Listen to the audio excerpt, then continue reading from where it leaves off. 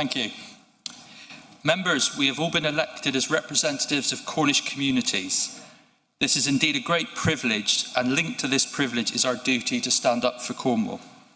And standing up for Cornwall is what this motion is all about. When it was drafted, the English Devolution Bill had yet to be published.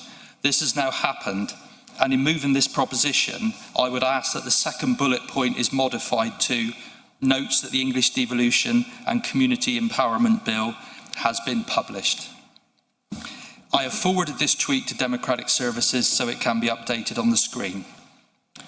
We should all be proud that in recent months, politicians of all shades have repeatedly come together to make the case for more powers for Cornwall.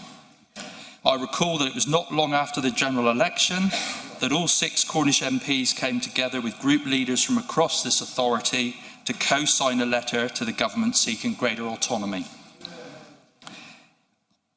We have also been consistent in making the case for a new democratic settlement that properly reflects Cornwall's position as one of the 5 historic nations of the UK, very much linked to the national minority status of the Cornish.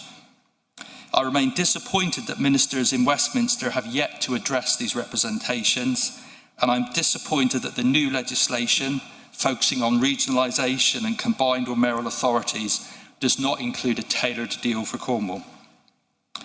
The Leader of the Council has made it clear that he is committed to securing meaningful devolution, whilst also protecting the integrity of our Celtic nation as a political unit. I believe he is right in doing this. 6 months ago, this chamber overwhelmingly backed a motion similar to this one. We have since had an election, and this motion has been brought forward for us to, hopefully, reaffirm the previous position of this authority and give our public backing to Councillor Frost's efforts and those of his administration and indeed people across this wider council. It is my hope that we all agree with the Leader's position that we want greater powers for Cornwall so we are able to do more for our residents.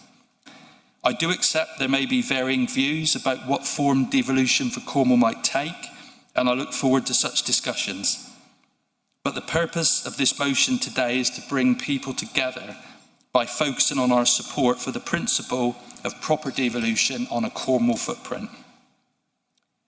We have 1,000 years of history and a 30 seconds. Thank you.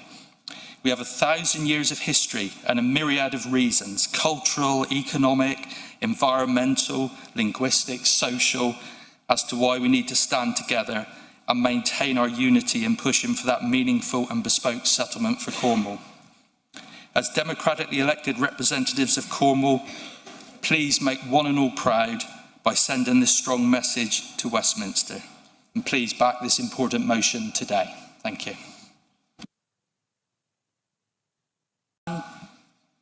Oni Ravian, Oni Ray Bahozek, pure war. Are we too small? Are we too poor? Who knows? But that's not the point, is it? The point is we need to have a voice. And the voice for Cornwall needs to be based on Cornwall. What that voice is will be determined by democratic judgment. At some point in the future, we might want to have a different governance structure, but that would be something that the people of Cornwall decided. Not in this chamber, not today. What we do today is to reaffirm, as we have before, our recognition of Cornwall as a distinct entity within the Isles of Britain.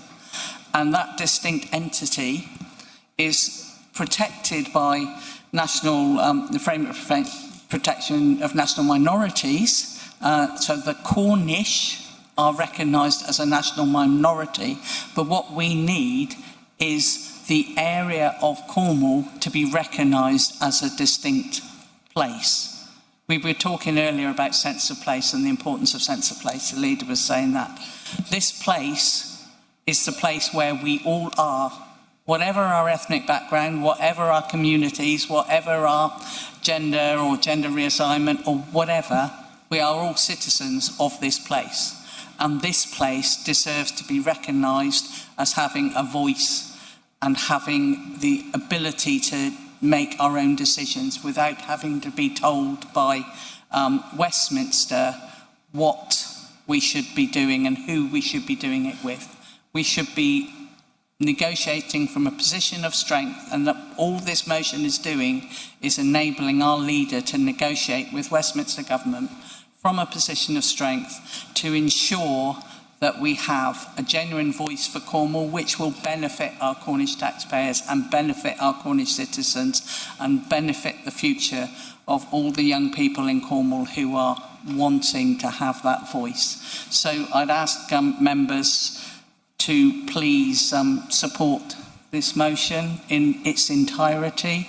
It is nothing different from what we've said before, and it is what 30 seconds. Give our leader the opportunity to make the case for Cornwall to Westminster with strong backing from all of us. Miraz, on and hagol.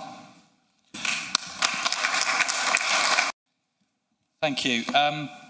Quite a few people have done my job for me by pointing out we're not talking about a mayor, we're not talking about independence, we're not talking about imposing anything. Okay, listen, the Welsh are a national minority, and Wales, the historic territory of the Welsh, is a nation. The two go together. You can't have one without the other. Now, the Cornish are a national minority. They're recognised by the UK government, all the political parties in London, I understand. So by extrapolation, Cornwall is a nation. That's not a radical statement. That's just historic. And this motion is about coming together to get more powers for Cornwall. I resent the statements that it's somehow divisive. We're talking about more powers for Cornwall, where people will be elected to do their best for the people of Cornwall. I'm not talking, note, I'm not saying Cornish people, I'm saying the people of Cornwall. Everybody, one and all. Everyone's involved, everyone's making decisions, everyone's got a vote. It's positive. Councillor O'Connor, you said you don't want to make a choice between being British and Cornish. I'm not asking you to. I'm Cornish and I'm British, and that will be the way it will forever be in my life. This is about devolution, trying to get more powers for Cornwall, the historic nation of Cornwall, within the United Kingdom of Great Britain and Northern Ireland. It's about moving power away from London and Westminster and going into places like Cornwall, where we should be making more decisions ourselves. I'm going to be cheeky now. I think some of you put out some election leaflets saying, let's make Cornwall great again. Let's go for it, shall we? I'll just finish. I mean, people have made comments about Wales. I remember, I was actually in Cardiff the night they voted for devolution. And obviously I followed it. It was the first time they ever let me on television, but they didn't let me speak. And I followed it and how their democracy has grown, how they've got more powers. They're able to do so much more. And that's just not happened in Cornwall. And can I give you an example to finish before we go to the vote? 30 seconds. Thank you, Anita. In Wales and Scotland, they've got meaningful devolution. So when you go to an NHS hospital, you can park for free thanks to devolution. In Cornwall, we have an integrated care board. Oh no, we don't. It's just been abolished because it's being shifted to be merged outside of Cornwall. So there's an example. More powers, more local control. Down here, we're having the opposite. Please rise above some of the stuff you said, and please come together on this motion. It is about standing up for Cornwall. It really is. Thank you. Thank you.